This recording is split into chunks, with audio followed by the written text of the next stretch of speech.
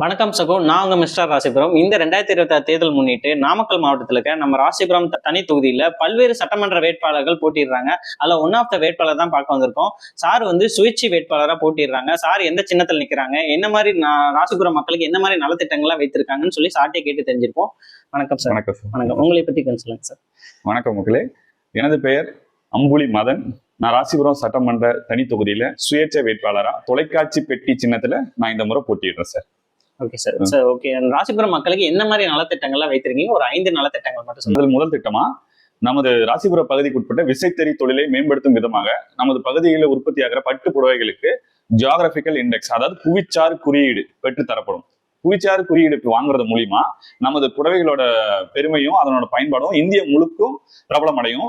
So நேரடி கொள்முதல் இங்க அதிகரிக்கிறதுனால நமது தொகுதியுடைய பொருளாதார வளர்ச்சி மேலும் அதிகரிக்கும். அடுத்ததாக நமது தொகுதி உட்பட்ட போட்டித் தேர்வுகளுக்கு பயிற்சி செய்யக்கூடிய மாணவ மாணவிகள் நாமக்கல் மாவட்ட தலைமையில உள்ள எம்ப்ளாய்மெண்ட் ஆபீஸ்ல போய் இலவச வகுப்புகளை பயிற்சி பண்ணிட்டு இருக்காங்க. அங்க போய் வர மாணவர்களுக்கு சிரமமா இருக்கிறதால நமது பகுதிக்கு உட்பட்ட அறிவிச்சார் மையம் மற்றும் நூலகம் பட்டணத்தில் உள்ளது.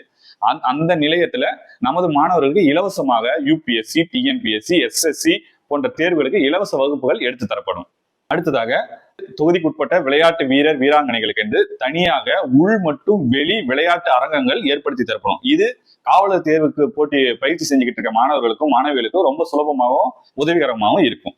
நமது ராசிபுர தொகுதிக்கு உட்பட்ட பேரூராட்சிகள் பில்லாநல்லூர், அத்தனூர், வெண்ணந்தூர், பட்டணம், புதுப்பட்டி போன்ற பகுதிகளில் அரசு நவீன உடற்பயிற்சி கூடத்துடன் கூடிய பொழுதுபோக்கு பூங்காக்கள் நமது அரசு நிதியிலிருந்து ஏற்படுத்தி தரப்படும். அடுத்ததாக நமது பகுதிகளில் இன்னும் மேலும் சில கிராமங்கள்ல போக்குவரத்து வசதிகள் இன்னும் குறைவாக தான் இருக்கு. ராசிபுரம் டு ஆத்துமேட்டு வழித்தடம் மற்றும் ராசிபுரம் டு பட்டணம் அதை சுற்றியுள்ள கிராமங்களும், மங்களபுரம், முரம்பு அதன் சுற்றியுள்ள கிராமங்களும் சிற்றுந்து பேருந்து வசதி ஏற்படுத்தி தரப்படும். காலை மற்றும் மாலை நேரங்களுக்கு பள்ளி மாணவர்களும் பொதுமக்களும் பயணம் செய்யறதுக்கு சுலபமா இருக்கும் வகையில சிற்றுந்து வசதி ஏற்படுத்தி தரப்படும். பகுதிக்கு உட்பட அரசு பள்ளி மாணவர்கள் தலா 10 பேரை சிறப்பாக செயல்படக்கூடிய 10 பேரை தேர்வு செஞ்சு அவர்களை ஆண்டுக்கு ஒரு முறை கல்வி சுற்றுலா அரசு நிதியில் அழைத்து செல்லப்படும்.